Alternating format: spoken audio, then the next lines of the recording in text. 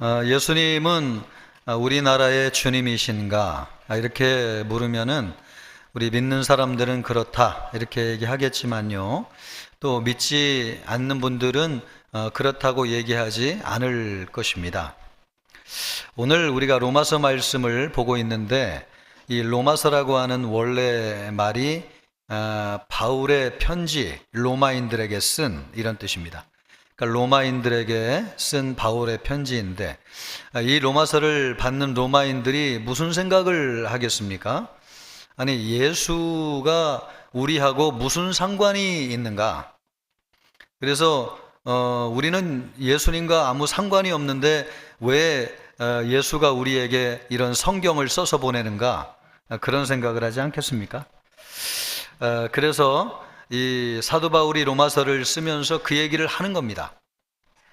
예수님과 로마인들과 무슨 관계가 있는가? 이것을 밝히기 위해서 쓴 목적이 이 로마서를 기록한 목적 가운데 하나입니다. 우리도 마찬가지죠. 우리도 우리나라하고 예수님하고 무슨 관계가 있는가? 이렇게 묻는 사람이 많이 있을 수 있잖아요. 오늘 이 로마서 말씀을 통해서 하나님이 우리에게 주시는 말씀을 듣고자 합니다. 사도 바울은 로마에서 복음을 전하기를 원하였습니다. 5절 말씀에 그 이유를 밝히고 있습니다. 그로 말미암아 우리가 은혜와 사도의 직분을 받아 그의 이름을 위하여 모든 이방인 중에서 믿어 순종하게 하나니. 하나님이 은혜로 바울을 사도로 부르셨는데 그 이유는 믿지 않는 이방인들에게 예수님을 전해가지고 믿게 하고 순종하게 하기 위해서다. 그것이 사도 바울을 하나님이 부르신 이유라는 것입니다.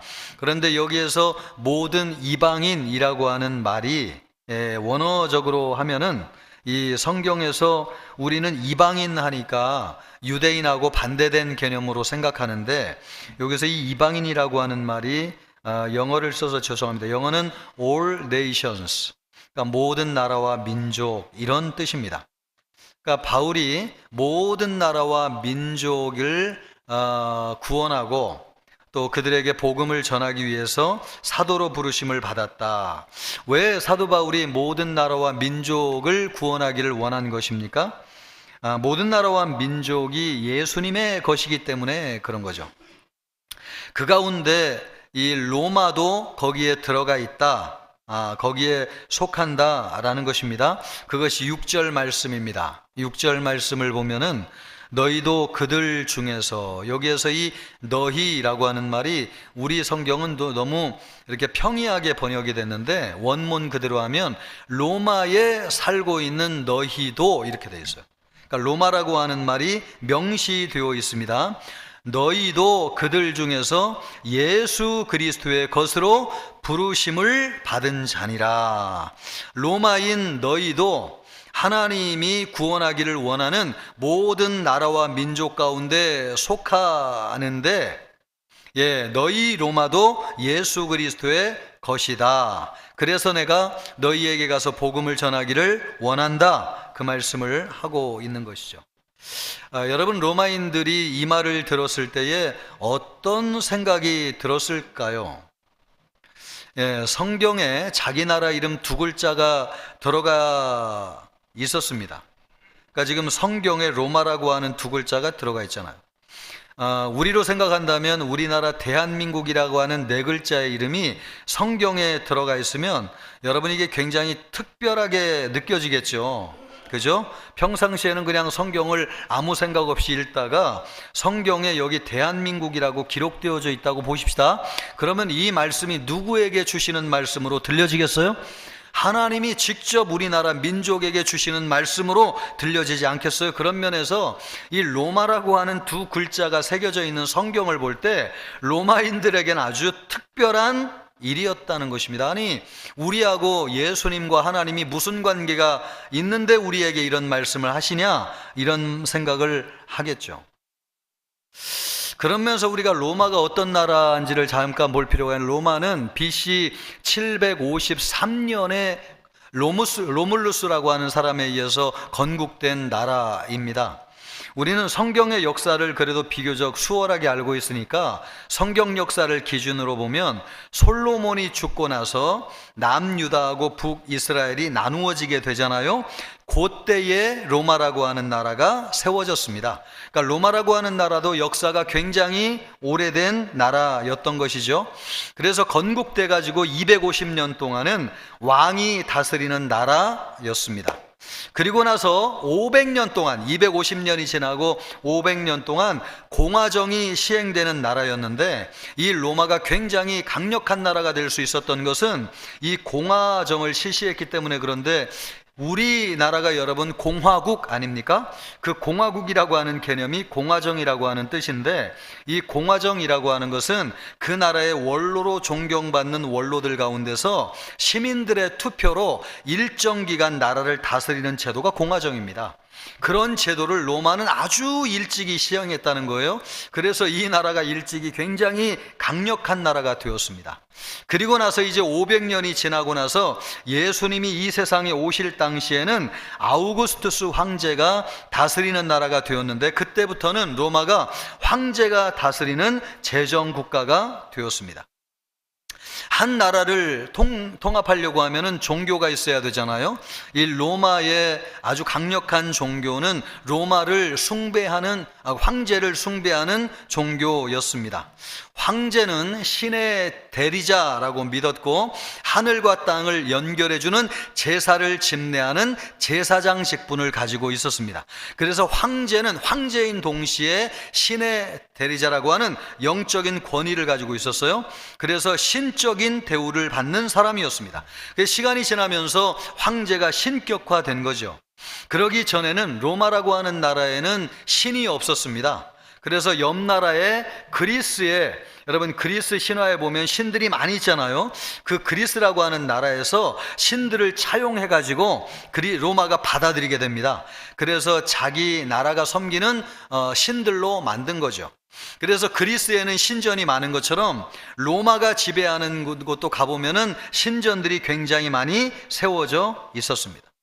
이렇게 세계를 통치한 나라가 로마였는데, 그래서 로마는 굉장한 자부심을 가지고 있었습니다. 하나님이 없이도 세계를 통치하는 강력한 세계 최고의 나라가 되었습니다. 하나님을 믿으라고 한다면 여러분, 이 사람들이 믿겠습니까? 하나님 없이도 우리가 이런 나라 만들었는데 우리의 속국인 유대인들이 믿는 하나님을 우리가 왜 믿어야 되나? 그렇게 생각하겠죠. 그런데 놀랍게도 이 로마라고 하는 나라가 300년이 지나고 313년에 기독교가 나라의 종교가 되는 나라가 되었습니다. 모든 사람이 다 예수님을 믿고 하나님을 섬기는 나라가 되었다는 거죠.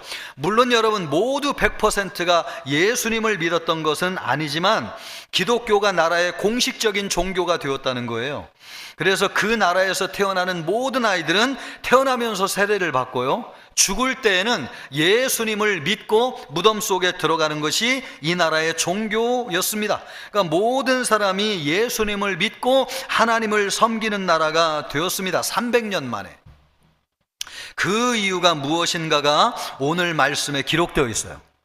사도 바울이 전한 복음에 그것이 기록되어 있습니다. 사도 바울이 전한 복음에 의하면 뭐라고 얘기하고 있습니까? 로마는 예수님의 것이고 예수님에게 속하였다고 말씀하고 있습니다. 이 말씀이 로마인들에게 받아들여진 것이죠. 그래서 모든 로마인들이 예수님을 구주로 믿게 되었고 하나님을 섬기는 나라가 되었습니다. 이것이 유럽 전체에 영향을 미쳐가지고 예수님을 믿는 계기가 되었습니다. 이 로마를 통해서 유럽 각국이 정복되게 되었는데, 로마를 통해서 이 정복되는 유럽의 모든 나라마다 예수님의 복음이 전해지고 교회가 세워지게 되었고, 유럽의 모든 사람들이 예수님을 자기들의 구주로 믿게 되었습니다. 로마 문명이 퍼져나가는 곳마다 복음이 전해지고 교회가 세워지면서 모든 유럽 사람들이 예수님을 구주로 믿은 것이죠. 그래서 오늘날 유럽 문명이 기독교 문명이 되었습니다. 정치, 경제, 사회, 문화, 교육 모든 영역에서 기독교적인 가치가 반영되게 되었고 문명이 발달하여서 세계를 앞서가는 선도국, 선진국이 될 수 있었습니다. 이렇게 되는데 결정적인 영향을 미친 것이 뭐냐? 사도 바울의 로마서 복음 때문이었습니다. 이 복음을 통해서 사도 바울이 뭐라고 얘기하고 있습니까? 로마에 있는 너희도 예수 그리스도의 것이니라. 이 말씀을 받은 로마인들이 마음을 열었고 예수 그리스도의 인도함을 받는 나라가 되었습니다.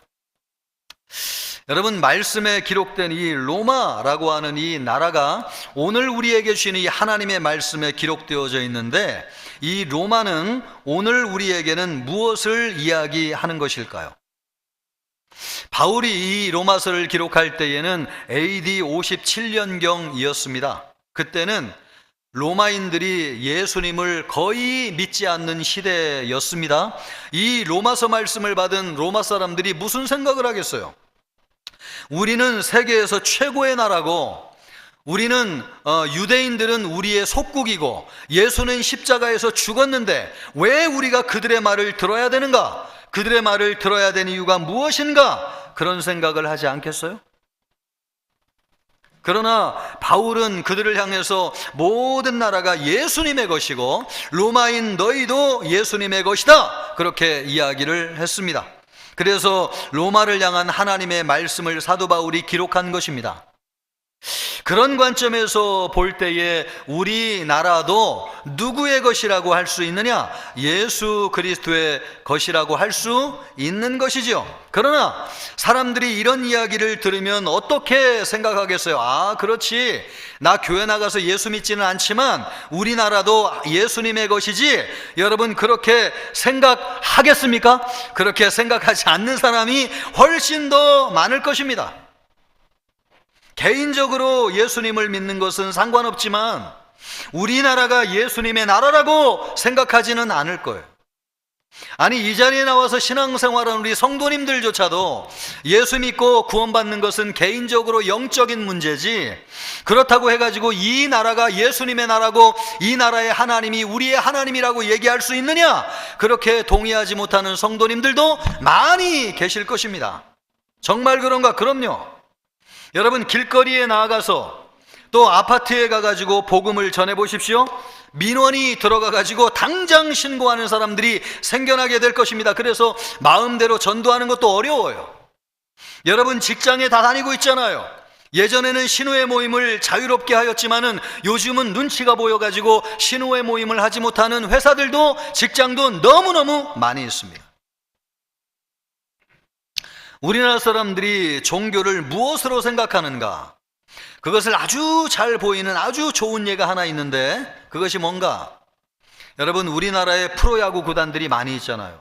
이제 봄이 돼가지고 프로야구가 이제 시작하게 된단 말이죠. 그럴 때 꼭 하는 행사가 있는데 그게 뭐냐니까 시즌을 시작하기 전에 돼지 머리에다가 고사를 지내는 것입니다. 이 행사가 얼마나 큰지 보도가 되는 것을 보면 거기에 사장도 오고 단장도 오고 감독이나 선수들 다 오고 구단을 섬기는 직원들도 다 와가지고 절하고 승리를 기원합니다. 그렇게 하는 것을 당연하게 생각해요. 아무도 거부감을 갖지 않아요. 그런데 만약에 여러분, 그 자리에 저와 같은 목사가 가가지고 예배를 인도했다고 생각해 보십시오. 난리가 날 것입니다. 아마 스포츠 신문의 일면에 실려가지고 아마 난리가 날 거예요. 종교는 자유인데 왜 우리 보고 강요하느냐? 예, 우리는 믿지 않는 사람들인데 왜 꼭 예배를 드려야 되느냐? 아마 그렇게 얘기하는, 반발하는 사람이 너무나 많을 것입니다. 이것을 보면 우리나라 사람들이 우리 민족의 종교를 무속신앙이라고 생각하지 기독교라고 생각하지 않는다는 것입니다. 우리 민족의 신은 조상신이고 우리 민족의 조상은 누구죠? 단군이고요. 또 우리 민족의 이념은 뭐라고 생각하겠어요? 얘기하시네요. 홍익인간이라고 생각할 것입니다. 우리가 믿는 하나님을 우리나라의 하나님으로, 우리가 믿는 예수님을 우리의 나라의 구원자로, 주님으로 믿는 사람들은 그렇게 많지 않습니다. 예, 정말 여러분은 우리 성경의 하나님이 우리 민족의 하나님이시고 또 예수님이 우리 민족의 구원자시고 우리가 믿는 기독교는 우리 민족의 종교라고 여러분 생각하십니까? 여러분이 진정으로 그렇게 믿는다고 하면 왜 밖으로 나가가지고 담대히 그것을 선포하거나 전하지 않는 것입니까? 우리에게 국한되어 있다고 생각하는 거예요. 기독교는 개인적인 종교이기 때문에 교회에서는 자유롭게 믿지만은 저 밖의 세상까지 하나님의 것이라고 생각하지 않는 것이죠. 이것이 오늘날 대한민국에서 우리 예수 믿는 사람들이, 성도님들이 넘어서야 될 문제입니다. 성경은 여러분 분명하게 말씀하고 있습니다. 너희 나라, 너희 민족, 너희 가정, 너희의 직장 다 예수님의 것이다. 성경은 우리에게 그렇게 말씀하고 있습니다. 일본이 복음화되지 못한 이유가 여러분 무엇인지 아십니까? 일본은 우리나라보다도 훨씬 일찍이 복음이 들어갔습니다. 우리나라 일본이 서들어온 게 임진왜란 때잖아요. 이미 그때에 일본에는 포르투갈에서 선교사들이 들어와 가지고 교회를 세우고 복음을 전하였고 믿는 사람이 그 당시에 많이 있었습니다. 심지어 여러분 우리나라를 쳐들어온 장군 가운데 한 사람은 예수님을 믿는 장군도 있었고 그 사람이 다스리는 영지는 다 예수 믿는 기독교인들이 있는 영지였습니다. 그 정도로 일본은 이 복음이 일찍 들어갔어요. 그리고 순교자도 우리나라보다도 훨씬 더 많습니다. 우찌무라 간조, 미우라 아야코와 같은 존경받는 신앙인들도 우리나라보다도 훨씬 더 많이 있습니다. 그런데 기독교가 전 국가적으로 퍼져나가지 못했습니다. 왜 그랬을까요? 하나님을 일본 민족의 하나님으로, 기독교를 일본 민족의 종교로 받아들이지 못한 것입니다. 그들은 여러분 지금도 신사를 자기들의 종교라고 생각하고 또 천황을 자기들의 신으로 믿고 있습니다. 그래서 여러분 복음이 일찍 들어갔지만 일본은 복음화되지 못한 것입니다. 그런데 오늘 말씀에 나오는 로마는 달랐어요. 로마도 일본과 같이 똑같이 하나님과 관계없는 나라고 예수님을 믿지 않는 나라였어요. 그런데 로마는 달랐습니다. 기독교는 유대인들의 종교이고 또 하나님은 유대인들의 하나님이고 예수는 유대인들의 구원자지만은 로마인들이 이 말씀을 받아들이고 로마의 하나님이시고 로마의 구원자이시고 로마의 종교라고 하는 것을 로마인들은 받아들였어요. 그래서 전 유럽이 예수님을 믿었습니다. 믿고 2000년이 지나면서 2000년 동안 세계 문명의 중심이 되었습니다. 지금은 미국으로 넘어가가지고 미국이 세계의 중심이 되었습니다. 여러분 우리도 넘어서야 될 것이 무엇이냐? 이것을 넘어서야 됩니다. 우리도 여러분 25%의 국민들이 예수님을 믿는 기독교인들이지만 왜 50%, 왜 70%가 믿지 않는 것입니까? 이것을 넘어서지 못하는 것이죠. 기독교는 개인적인 종교라고 생각해요. 내가 열심히 믿어 구원받는 것이지 우리 모두 이 나라 전체가 다 예수 믿어야 되나? 그거는 유대인들에 해당되는 것이고 우리에게는 해당되지 않는다고 생각하는 것이죠. 이것을 넘어서지 않기 때문에 한계 안에 갇혀 있는 것입니다. 그런데 여러분 사도 바울이 로마를 향해서 뭐라고 얘기하고 있는 것입니까? 로마, 너희는 예수 그리스도의 것이다. 이 말씀을 지금 주님이 우리에게 주신다면 뭐라고 말씀하고 있는 것입니까? 우리나라는 누구의 것이다? 예수 그리스도의 것이다. 이렇게 말씀하고 있다는 사실이에요. 이것을 받아들이고 넘어서게 될 때에 여러분 다시 부흥이 일어나게 될 것이고 대한민국이 작은 영토를 벗어나가지고 세계 열방을 향한 선한 영향력을 미치는 나라가 될 것입니다. 우리가 간절히 바라는 염원이 뭐예요? 전 세계에 복음을 전하고 그래서 우리가 선교사를 많이 보내고 있잖아요. 그리고 인류를 구원하는 하나님이여 이 말세의 제사장 나라가 되게 하여 주시옵소서. 이것이 우리 선대 신앙인들의 간절한 기도와 염원인데 이것이 언제 우리에게 이루어지게 될 것이냐? 이것을 넘어서야 된다는 것이죠. 기독교는 나 혼자의 개인적인 종교가 아니라 기독교는 우리 민족의 종교이고 하나님은 우리 민족의 하나님이시고 예수님 우리 민족의 구원자라고 하는 것을 믿고 받아들이게 될 때에 이런 역사가 일어나게 될 줄 믿습니다. 오늘 로마서를 통해서 사도 바울이 우리에게 도전하고 있는 말씀이 뭐예요? 지금 그것을 얘기하고 있다고 하는 것입니다. 사도 바울은 예수님이 로마의 주님이라고 하는 것을 말씀하면서 예수님이 누군지를 이야기하고 있어요. 진짜 예수님은 우리 로마의 주인이 될 만한 자격을 가지고 계신 분이신가? 당연히 그것을 얘기해야 되죠. 만약에 우리나라에 예수님이 주님이시라고 하면 예수님은 그럴 만한 자격이 있는가? 예수님은 왜 우리나라의 주인이 되시는가? 그 이유가 무엇인가? 그것을 얘기해야 되지 않겠어요? 그것이 오늘 우리가 읽은 로마서 1장 1절로부터 7절까지 기록된 말씀의 요지예요. 왜 예수님은 로마의 주님이 되시는가? 왜 예수님은 우리나라의 주님이 되시는가? 그거 들어보라는 거예요. 사도 바울이 그것을 우리에게 말씀하고 있는데 그는 우리에게 뭐라고 말씀하고 있는가? 예수님은 아주 오래전에 인류의 구원자로 약속되신 분이라는 것입니다.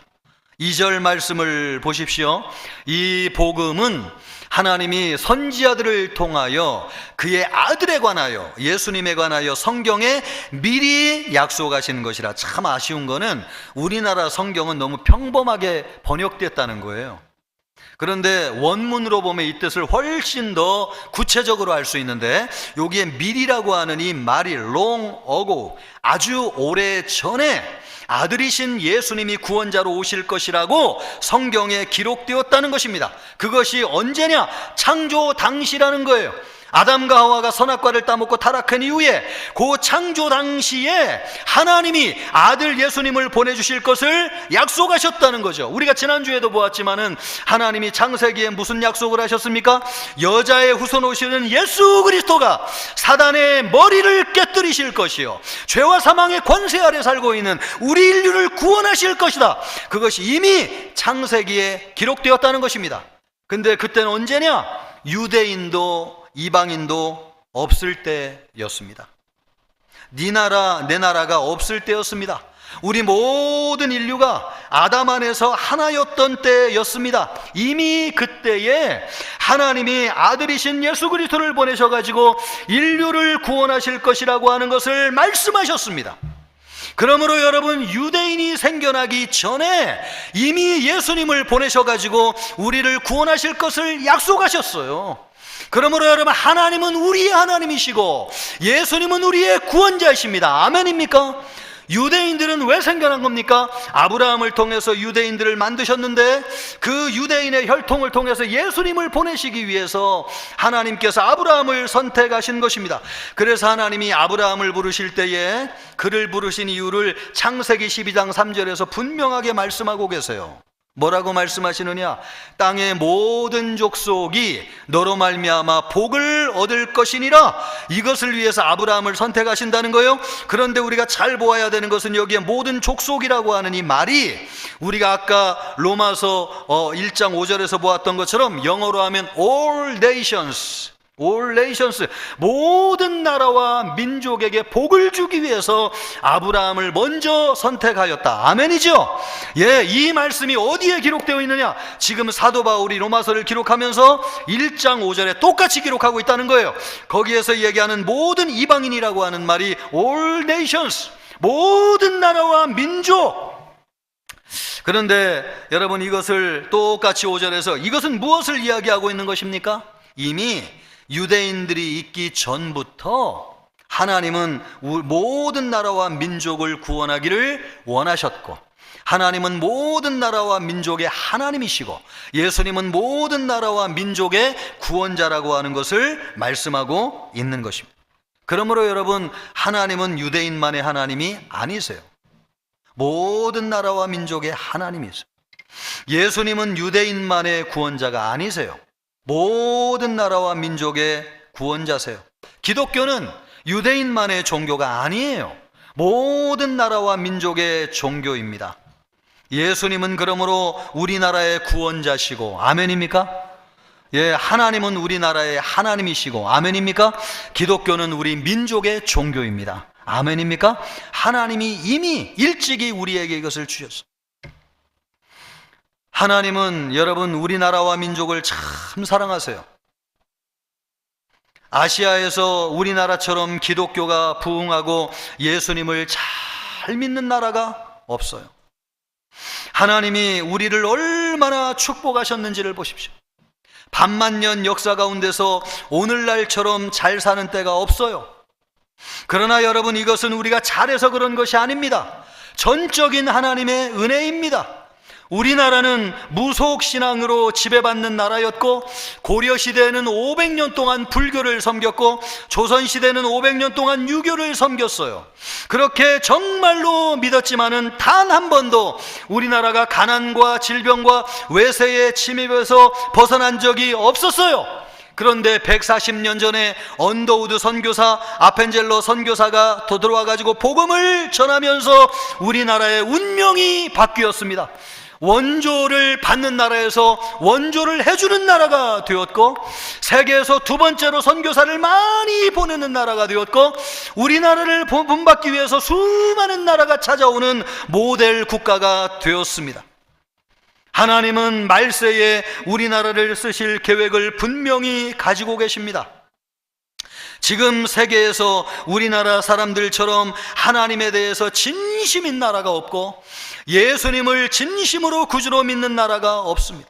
무엇보다도 성경을 정확무한 하나님의 말씀으로 믿는 지구상에서 거의 유일한 나라와 민족이 우리나라예요. 거의 유일한 나라. 그래가지고 여러분, OECD 국가 가운데서 거의 유일하게 동성애를 법적으로 통과시키지 않은 나라가 우리나라입니다. 지난 10월 27일 광화문과 여의도에 200만 명의 성도들이 모여가지고 동성애 반대 집회를 열었습니다.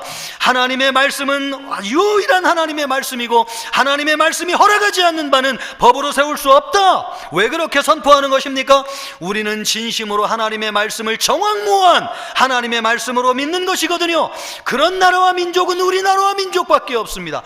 심지어 여러분, 기독교 국가라고 하는 미국조차도 그렇게 많은 사람들이 모여가지고 그런 집회를 한 일이 없어요. 지금 세계는 교회가 약화되고 있고 기독교 신앙이 세속화되고 있습니다.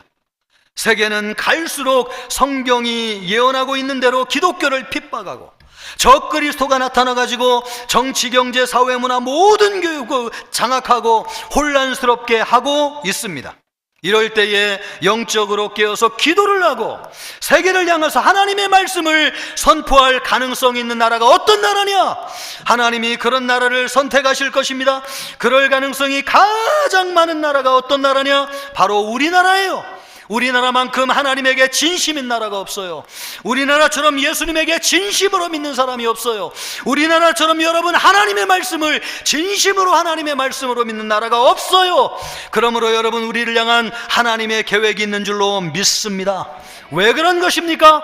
우리나라는 예수 그리스도의 것이고 우리나라는 예수 그리스도에게 속하였기 때문에 그렇습니다. 이것을 믿는 우리 모두가 되시기를 주님의 이름으로 축복합니다. 예수님은 우리나라의 주님이세요. 그 예수님은 어떤 분이신가? 예수님은 우리의 모든 죄를 십자가에서 대속하신 분이십니다. 3절 말씀을 보십시오. 그의 아들에 관하여 말하면 육신으로는 다윗의 혈통으로 나셨고, 예수님은 하나님이시지만은 다윗의 자손으로 인간이 되셔가지고 이 땅에 오셨다는 것입니다. 왜 그러셨다는 것이죠? 우리의 죄 때문에 그렇습니다. 죄를 해결하는 유일한 방법은 죽음으로 죄에 대한 대가를 지불하는 방법밖에 없습니다. 우리 인간은 하나님의 말씀에 불순종하고 죄를 져가지고 하나님을 떠났어요. 그 형벌의 결과 사단의 지배 아래 살면서 죄와 사망의 권세 아래 살고 가난과 질병과 고통과 저주 가운데 살았습니다. 그것이 우리 인간의 운명이고 우리는 그렇게 살아왔어요. 인간은 행복한 삶을 살기를 바라지만은 이 결정적인 한 번의 죄를 짓는 바람에 과거의 저주에서 벗어나지 못하고 거기에 얽매여 살았습니다. 그러나 하나님은 우리를 너무너무 사랑하셔서 여기에서 벗어나기를 원하시고 우리를 구원하기로 작정하셨어요. 그래서 그의 아들 예수 그리스도를 우리에게 보내주셨어요. 죄 없으신 예수님은 십자가에서 죽으심으로 우리의 죄를 대속하셨어요. 그래서 누구든지 예수님을 믿으면 죄사함을 받고 우리의 모든 죄가 예수님에게 전가되어서 십자가에서 해결되었기 때문에 죄사함을 받고 성령을 받아가지고 하나님의 자녀가 되어서 하나님 나라에 들어가서 영생을 얻는 것입니다. 죄와 사망의 권세에서 해방된 것이지요. 그리고 과거의 저주에서 풀려난 것입니다. 할렐루야. 예수님을 믿음으로 말미암아 과거에 우리를 올가매했던 모든 죄와 저주에서 우리는 해방되고 자유함을 얻었습니다. 이것이 중요합니다. 예수님을 믿으면 과거의 죄와 저주에서 풀려나요. 많은 나라가 잘 살고 싶어도 잘 살지 못하는 이유가 무엇인가? 그것은 과거의 저주에 얽매여 있기 때문에 그렇습니다. 그래서 하나님이 예비하신 하나님의 나라 밝은 미래로 나아가지 못하고 있는 것이죠. 여전히 과거에 얽매여 있어요.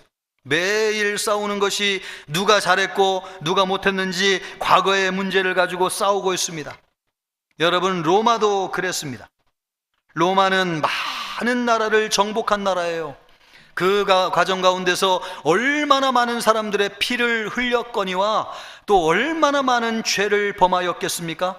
죄 많은 나라가 세계를 지배하는 강대국이 될 수 있느냐? 그럴 수 없는 것이죠. 이것이 로마의 내적인 고민이었습니다.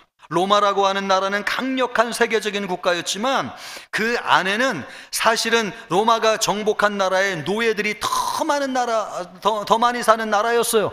이 노예들은 얼마나 울분을 가지고 있겠어요. 그리고 여러분, 그들을 지배하고 정복하였던 로마인들 자체도 얼마나 많은 양심의 가책을 느꼈습니까? 이 죄로 인해서 말할 수 없는, 여러분, 그래서 방탕하게 되고 타락하게 되고 말할 수 없는 범죄들이 일어나고 로마 황제 네로가 불을 질러가지고 로마를 불태우고 이런 일들이 왜 일어나느냐? 죄로 말미암아 인간의 본성이 파괴되기 때문에 그렇습니다. 그런데 여러분, 이런 나라가요 300년이 지나고 기독교 국가가 되었습니다. 많은 로마인들이 예수님을 믿고 313년에 기독교가 국교가 되는 나라가 되었습니다. 죄를 회개하고 많은 사람이 하나님의 자녀가 되어가지고 사랑과 생명에 기초한 성경적인 가치를 갖고 살게 되었습니다. 그러면서 1600년 동안 이 로마가 세계 문명에 강력한 영향력을 미치는 더 강력한 나라가 되었습니다. 예수님을 믿기 이전에는 무력으로 세계를 지배했는데 예수님을 믿고 나서는 문명으로 세계를 지배하는 강력한 나라가 되었습니다. 왜 그런 것입니까? 이 죄의 문제가 예수 그리스도를 믿음으로 말미암아 해결되었다고 하는 확신과 믿음을 가졌기 때문에 세계를 지배하는 강력한 영적인 나라가 될 수 있었습니다.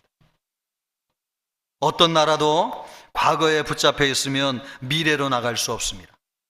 그런데 과거를 청산하고 미래로 나가는 힘과 길을 제공하는 것이 있는데 그것이 무엇이냐? 예수 그리스도의 복음입니다. 예수님이 우리의 모든 죄를 사해 주셨다고 믿고 나아갈 때 과거에서 풀려나가지고 미래로 나가는 것입니다. 그래서 예수님을 믿는 나라치고 안 되는 나라가 없고요, 예수님을 믿지 않는 나라치고 잘 되는 나라가 없습니다. 여러분, 우리나라를 보십시오. 과거에 얽매여 가지고 미래를 한 발짝도 나아가지 못하고 있습니다. 지금 우리가 싸우고 있는 게 뭐예요?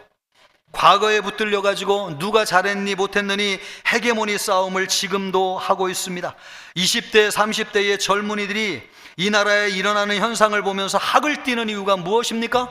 이들은 과거와 상관없이 태어나가지고 자란 세대인데 여전히 기성세대, 장년세대가 과거의 문제를 가지고 누가 잘했느니 헤게모니 싸움을 하는 것을 보면서 미래의 소망을 발견하지 못해가지고 젊은이들이 여러분 마음속에 참 어려움을 갖고 있는 것입니다. 과거의 싸움을 하면서 한 발짝도 앞으로 나아가지 못하고 있습니다. 여기에서 벗어나야 됩니다. 그것은 예수님을 믿는 길밖에 없어요. 왜냐하면 예수님은 십자가에서 죄를 청산하심으로 과거의 저주에서 우리를 풀려나게 하셨기 때문에 그렇습니다. 그것을 믿을 때에만 우리의 다음 세대가 미래로 나아갈 수 있습니다. 그래서 우리나라와 민족의 미래가 열리는 것입니다. 그러기를 우리 주님의 이름으로 축복합니다. 예수님이 얼마나 우리에게 축복인지요. 예수님을 믿을 때에 이런 죄의 문제가 풀려지고 미래로 나아가는 것입니다. 또 예수님은 어떤 분이시냐? 예수님은 부활의 능력으로 다시 살아나신 분이십니다. 4절 말씀을 보십시오. 성결의 영으로는 죽은 자들 가운데서 부활하사 능력으로 하나님의 아들로 선포되셨으니 곧 우리 주 예수 그리스도시니라. 예수님은 부활하심으로 인류의 구주가 되셨습니다. 하나님께서 우리 예수님을 인류의 구주로 선포하셨습니다. 예수님은 부활하셨습니다. 예수님은 우리의 모든 죄를 지고 십자가에서 죽으셨어요. 그러나 죄가 없었기 때문에 죽음에 매여 계실 필요가 없었어요. 그래서 죄와 사망의 권세를 이기시고 다시 살아나셨어요. 하나님은 그런 예수님을 온 우주의 만물의 머리가 되게 하셨어요. 빌립보서 2장 9절로부터 11절 말씀을 보십시오. 우리 같이 한번 읽습니다. 이러므로 하나님이 그를 지극히 높여 모든 이름 위에 뛰어난 이름을 주사 하늘에 있는 자들과 땅에 있는 자들과 땅 아래에 있는 자들로 모든 무릎을 예수의 이름에 꿇게 하시고 모든 입으로 예수 그리스도를 주라 시인하여 하나님 아버지께 영광을 돌리게 하셨느니라. 아멘. 그렇습니다. 예수님은 부활하신 후에 모든 만물의 주님으로 선포되셨어요. 예수님은 유대인만의 주님이 아니십니다. 온 나라와 민족의 주님이십니다. 왜요? 하나님이 예수님을 온 우주의 구원자로 선포하셨기 때문에 그렇습니다. 우리가 믿는 예수님은 어떤 예수님이시냐? 부활의 주님이십니다. 그래서 예수님을 믿을 때에 부활의 능력이 나타납니다. 우리나라는 나라를 잃어버리고 다 죽은 나라였습니다. 나라가 독립한 후에도 전쟁으로 완전히 폐허가 된 나라였습니다. 그런데 다시 일어난 이유가 무엇입니까? 예수님을 믿었기 때문에 그렇습니다. 예수님을 믿고 다시 살아날 수 있다고 하는 소망을 가졌습니다. 그랬을 때에 기적적으로 다시 살아났습니다. 부활의 주님은 모든 사람의 주님이십니다. 누구든지 믿기만 하면 부활의 능력이 역사합니다. 어떤 사람들은 우리나라가 소망이 없다고 이야기하지만은 그렇지 않습니다. 예수님을 믿으면 소망이 있습니다. 우리 청년들의 미래가 우리보다 어둡다고 얘기하시는 분들이 계시지만은 여러분, 그것은 믿음이 무엇인지를, 예수님이 누군지를 알지 못하고 하는 얘기입니다. 부활의 주님을 믿을 때 우리 청년들의 미래, 우리나라에 소망이 있습니다. 우리 청년들을 보면서 저는 미래에 소망이 있다고 하는 것을 많이 보게 돼요. 우리 청년들이, 죄송합니다, 우리 기성세대 어르신들, 우리 기성세대 어른들보다도 훨씬 긍정적입니다. 마인드가 참 건강한 청년들이 너무나 많아요. 그리고 우리 청년들이 기성세대 어르신들보다도 훨씬 더 합리적인 젊은이들이 너무나 많아요. 다르게 얘기하면 꼰대 의식을 가지고 있는 사람들이 없어요. 사물과 사람을 바라볼 때에 뒤틀린 심정으로 바라보는 청년들이 거의 없어요. 아닌 것을 기라고 얘기하는 사람들이 없어요. 우리 청년들이 참, 그래서 여러분, 의외로 요즘 청년들이 많이 모이는 교회들이 많이 생겨나고 있다는 것을 아십니까? 우리 교회도 그렇습니다. 아니, 왜 이래 청년들이 교회 아니요. 우리 교회도 150명 이상의 청년들이 모여가지고 주일 사부 때마다 뜨겁게 예배하고 여러분, 하나님을 찬양하며 믿고 있어요. 이런 청년들이 얼마나 여러분 그 심성이 바라고 바람직하고 합리적이고 또 열정을 가지고 있고 부활의 주님을 믿으면서 얼마나 반듯하게 세워져 있는지 볼 때마다 소망이 있다고 하는 생각을 하게 됩니다. 여러분, 우리 청년들과 우리 미래에 소망이 있는 줄로 믿습니다. 왜 그렇습니까? 부활의 주님을 믿기 때문에 그렇습니다. 지금 세계가 어렵지 않은 나라가 없어요. 코로나 이후에 돈이 너무나 많이 풀려가지고 수많은 변화가 일어나가지고 힘들어하지 않는 나라가 없어요. 기존 질서가 흔들리고 패권 전쟁이 시작되고 공급망이 무너지고 인플레이션으로 인해 가지고 물가가 치솟았습니다. 정치 경제적인 위기를 겪지 않는 나라가 200개 국가 가운데 거의 없을 정도로 지금 정치 경제적인 위기를 다 겪고 있습니다. 이럴 때에 우리가 사는 길은 무엇인가? 부활의 주님을 믿는 것입니다. 예수님을 믿으면 아무리 흔들려도 다시 일어나게 될 줄로 믿습니다. 아무리 힘이 없고 강력한 나라도 다 이 위기 가운데 무너지고 넘어지지만은 부활의 주님을 믿는 나라는 다시 일어나게 될 것이요 다시 세워지게 될 줄로 믿습니다. 우리가 믿는 주님은 누구냐? 부활의 주님이시기 때문에 그렇습니다. 그 주님은 우리나라와 민족의 주님이세요. 그 주님을 믿게 될 때에 부활의 능력이 우리에게 주어지는 것입니다. 여러분, 예수님은 누구시냐? 우리의 주님이 되실 만한 자격을 가지고 계신 분이세요. 그분은 이미 우리에게 예언된 분이시고, 그분은 우리의 죄를 사하신 분이시고, 그분은 부활의 주님이십니다. 이 예수님을 믿음으로 말미암아 예수님이 이 나라의 주님으로 선포되는 우리 모든 성도님들 되시기를 주님의 이름으로 축복합니다. 이 말씀을 통해서 사도 바울이 얘기하고 있는 바는 로마는 예수 그리스도의 것이라는 것입니다. 그런 관점에서 우리나라도 예수 그리스도의 것이냐? 그럼요. 우리나라가 예수님의 것이라면 여러분, 우리가 무엇을 해야 될까요? 두 가지를 기억하십시오. 첫째, 여러분이 밟는 모든 것이 예수님의 것이라고 선포하세요. 6절 말씀을 보면 사도 바울은 로마에 가본 적이 단 한 번도 없어요. 이 성경을 기록할 당시. 그런데도 뭐라고 얘기해요? 예수 그리스도의 것이니라. 로마에 살고 있는 너희는 예수 그리스도의 것이니라. 아멘이죠. 하나님이 이스라엘 백성들에게 여호수아를 통해서 주신 말씀이 뭡니까? 너희가 가나안 땅에 들어가서 밟는 모든 땅이 너희의 땅이 될 것이니라. 아멘이죠. 이 약속의 말씀을 붙잡은 지파는 하나님이 주신 땅을 차지했습니다. 그러나 같은 말씀을 들었지만은 그 말씀을 믿지 않는 지파는 하나님이 땅을 주셨음에도 불구하고 정복하지 못했습니다. 그러므로 여러분, 선포하세요. 여러분의 가정, 여러분의 직장, 여러분의 나라 누구의 것이냐? 예수 그리스도의 것입니다. 예수님이, 하나님이 부활하신 예수님에게 다 주셨어요. 그러므로 여러분이 갈 때마다, 여러분이 땅을 밟을 때마다 예수님의 것이라고 하는 것을 선포하십시오. 여러분의 잃어버린 땅을 다시 찾게 될 것입니다. 또 하나 여러분이 기억해야 될 것인데 그게 무엇인가? 여러분이 밟는 모든 것을 축복하십시오. 사도 바울은 가보지도 않은 땅 로마를 향해서 예수 그리스도와 하나님의 이름으로 축복하고 있습니다. 7절 말씀을 보십시오. 같이 읽습니다. 로마에서 하나님의 사랑하심을 받고 성도로 부르심을 받은 모든 자에게 하나님 우리 아버지와 주 예수 그리스도로부터 은혜와 평강이 있기를 원하노라. 사도 바울은 한 번도 이 시점에 로마를 가본 적이 없어요. 그런데 하나님 아버지와 예수 그리스도의 이름으로 로마를 축복하고 있습니다. 왜요? 그 땅이 예수님의 것이라고 하는 것을 믿었기 때문에 그렇습니다.